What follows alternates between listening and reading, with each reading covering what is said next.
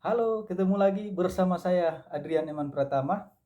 Seperti biasa, saya ingin membahas soal berita yang viral, di mana kali ini saya akan membahas soal tindakan kepolisian yang pada saat membubarkan aksi demo mahasiswa di Tangerang.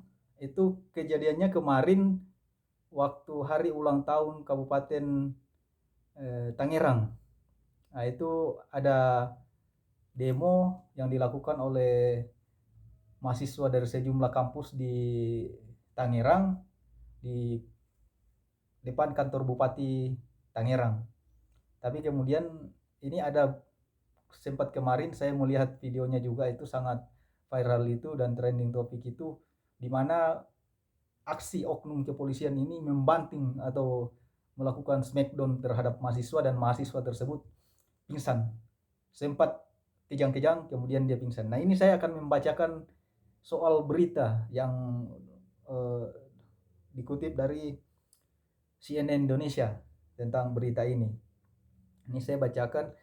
Seorang mahasiswa peserta unjuk rasa di depan kantor Bupati Tangerang di Tiga Raksa, Rabu 13 Oktober. Pingsan setelah mendapatkan bantingan alas smackdown dari aparat kepolisian yang melakukan pengamanan aksi tersebut. Ya, salah satu mahasiswa itu pingsan setelah mendapatkan bantingan dari polisi, ujar Ahmad, salah seorang yang berada di lokasi kejadian. Ahmad mengatakan mahasiswa tersebut sempat tak sadarkan diri, namun tak lama kemudian ia kembali siuman sebelum diamankan oleh polisi. Unjuk rasa ini dimulai secara damai di depan kantor Bupati Tangerang. Sambil menyampaikan aspirasi, massa berusaha maju untuk terus-menerus mendekati kantor Bupati Tangerang. Aksi mahasiswa keamanan untuk memasuki gedung orang nomor 1 di Kabupaten Tangerang ini kemudian terhalang oleh puluhan aparat. Saling dorong pun terjadi antara mahasiswa dengan aparat kepolisian.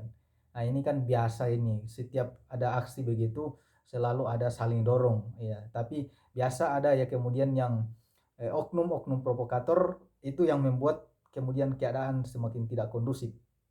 Nah, akhirnya kepolisian juga terpancing untuk membalas atau melakukan membubarkan paksa, bahkan menangkapi, memukul orang yang mahasiswa yang melakukan demo itu. Aparat akhirnya bertindak dengan menangkapi sejumlah mahasiswa. Konsentrasi massa aksi pecah. Dalam rekaman video yang beredar, seorang mahasiswa tertangkap oleh polisi. Mahasiswa itu ditarik saat berada di kerumunan aksi. Badannya kemudian dikunci. Wah, luar biasa. Lalu diangkat ke atas untuk kemudian dibanting ke bawah. Ini sangat berbahaya sebetulnya. Mahasiswa yang dibanting itu sontak tergeletak. Ya, memang tergeletak karena saya melihat videonya. Beberapa orang diduga polisi kemudian menghampiri mahasiswa itu. Mereka membantu mahasiswa itu bangkit, namun korban sudah tak berdaya. Wakapolres Tangerang AKBP Leonar Muhammad Sinambela, M. Sinambela menyatakan pihaknya melakukan pengamanan massa unjuk rasa. Namun saat ditanya berapa jumlah massa aksi yang diamankan tersebut, ia enggan menjelaskan ihwal diamankan mahasiswa itu. Ya, Polresta Tangerang pengamanan unjuk rasa. Makasih. Polresta Tangerang mengamankan unjuk rasa, ujar Leonar. Oh, ini enggak, ini kurang jelas juga beritanya. Nah, itulah kira-kira berita yang kayak ini saya akan tanggapi soal bagaimana sikap aparat. Nah, saya sendiri melihat belakangan ini kan khususnya di periode Pak Jokowi ini, kepemimpinan Pak Jokowi ini, kemudian memang saya melihat aparat kerap represif menghadapi aksi-aksi mahasiswa atau masyarakat yang melakukan demo.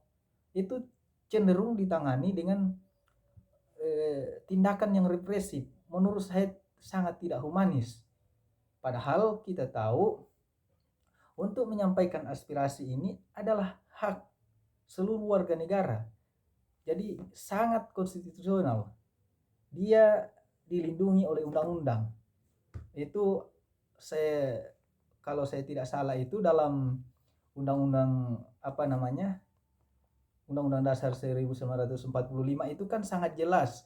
Pasal 28E ayat 3 kalau tidak salah itu bunyinya itu setiap orang berhak menyampaikan pendapat, menyampaikan aspirasi di muka umum. Jadi ini sangat jelas dilindungi oleh undang-undang. Oleh karena itu, menurut saya polisi tidak seharusnya represif menangani aksi-aksi seperti itu karena itu dijamin oleh undang-undang. Nah, karena menurut saya ini akan sangat merugikan atau justru memperburuk lembaga citra kepolisian di mata masyarakat.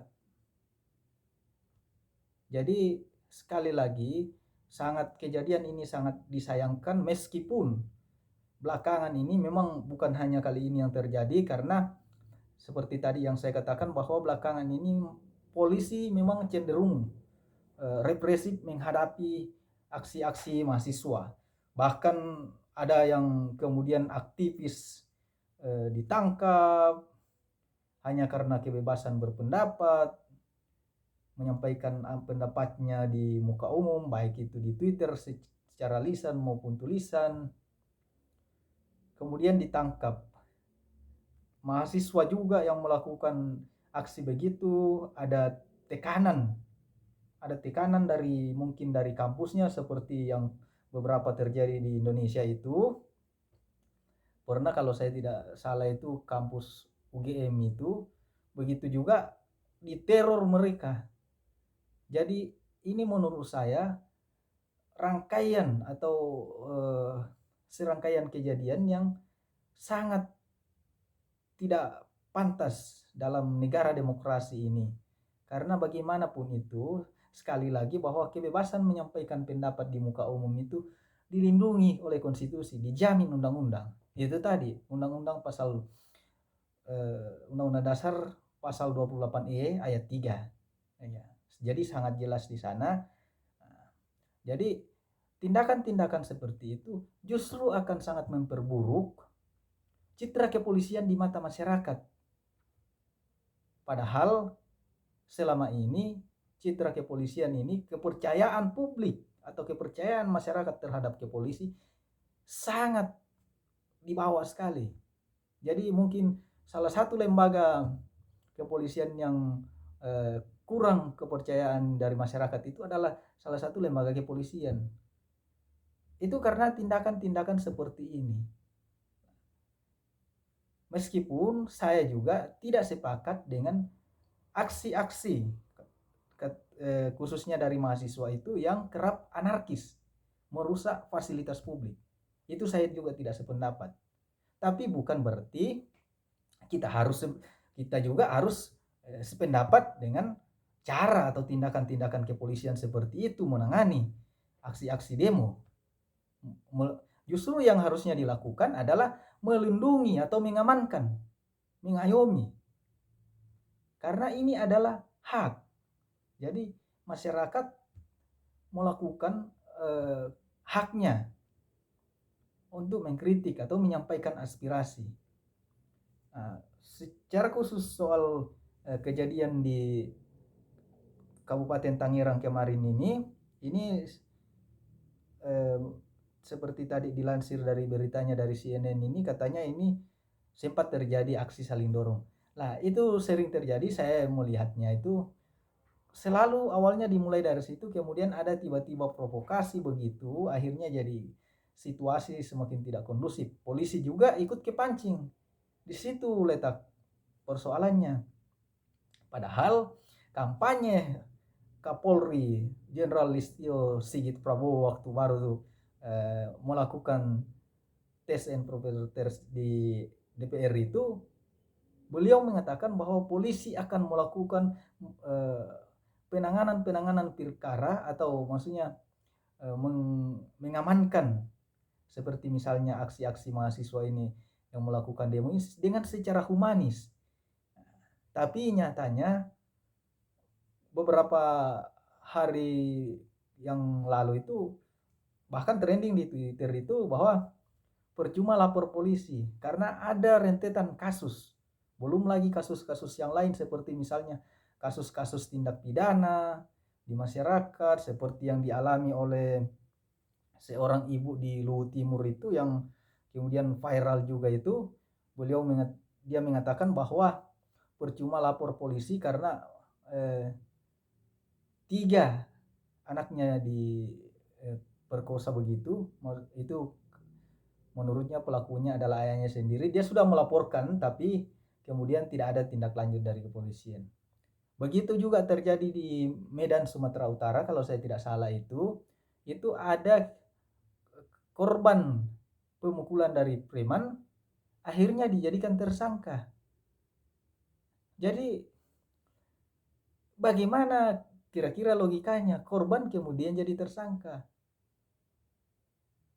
Jadi ini yang kemudian membuat kepercayaan publik atau kepercayaan masyarakat terhadap lembaga kepolisian akan semakin menurun. Oleh karena itu, kita mau lembaga kepolisian kita ini mendapatkan citra baik dari masyarakat. Jadi tidak lagi orang mengatakan bahwa waduh ini maksudnya kepercayaan terhadap kepolisian itu menurun. Jadi sekali lagi apa yang dilakukan oleh oknum kepolisian, kita harus menyebutkan oknum di Tangerang kemarin ini seharusnya ditindaklanjuti oleh Kapolres Tangerang supaya setidaknya diberi sanksi, supaya ini juga memberikan pelajaran khususnya terhadap aparat kita yang sedang menangani atau mengamankan aksi-aksi demo seperti itu. Nah, meskipun tadi saya melihat klarifikasi dari mahasiswa itu, kalau saya tidak salah namanya Paris itu, dia mau mengatakan bahwa dia tidak apa-apa. Ya memang tidak apa-apa, tapi ini penilaian dari masyarakat. Jadi ada begitu banyak atau begitu panjang rentetan kejadian, cara kepolisian ini menghadapi atau mengamankan ini dinilai tidak terpuji. Oleh karena itu, kita mau lembaga kepolisian kita ini jadi lebih baik. Jadi sekali lagi, pendapat saya pribadi, kejadian ini sangat disayangkan dan saya sangat tidak setuju. Mudah-mudahan ke depan tidak ada lagi kejadian-kejadian seperti ini di mana mahasiswa menyampaikan aspirasi, kemudian tindakan kepolisian sangat represif begitu, membubarkan paksa dengan berbagai macam seperti dipukul atau apa segala macam. Karena salah satu yang harus kita pertahankan ini adalah soal perjuangan mereka yang berjuang di reformasi.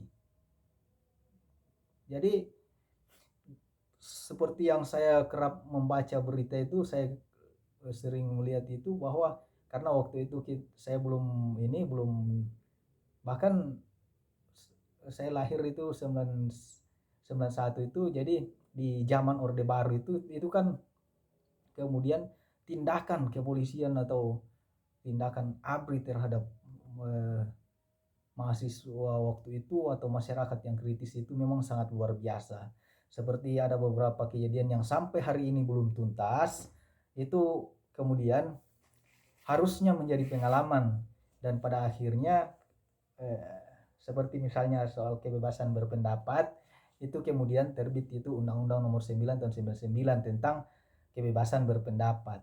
Jadi semua itu dilindungi oleh undang-undang. Polisi seharusnya kalau mereka bekerja sesuai dengan SOP yang sebetulnya, dan saya yakin itu SOP-nya tidak akan seperti itu sebetulnya sangat bagus. Jadi ini soal bagaimana kita menjalankan aturan yang dibuat. Jadi sekali lagi, meskipun saya bilang saya tidak sependapat dengan mahasiswa yang atau masyarakat yang melakukan aksi demo kemudian merusak fasilitas publik, saya tidak sepakat. Tetapi bukan berarti kita harus sepakat juga soal cara-cara kepolisian ini menangani aksi demo seperti ini. Seperti misalnya kejadian yang kemarin ini, oknum polisi melakukan smackdown terhadap salah satu mahasiswa yang kemudian akhirnya sempat pingsan. Menurut saya itu sangat memprihatinkan.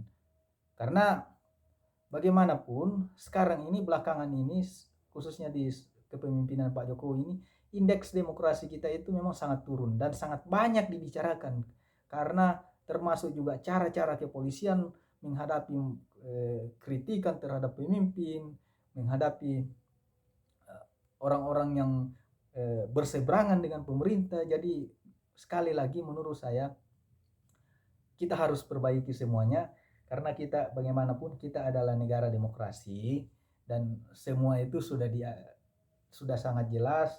Masyarakat untuk menyampaikan pendapatnya juga sudah sangat jelas dilindungi oleh konstitusi. Itu saja yang ingin saya sampaikan.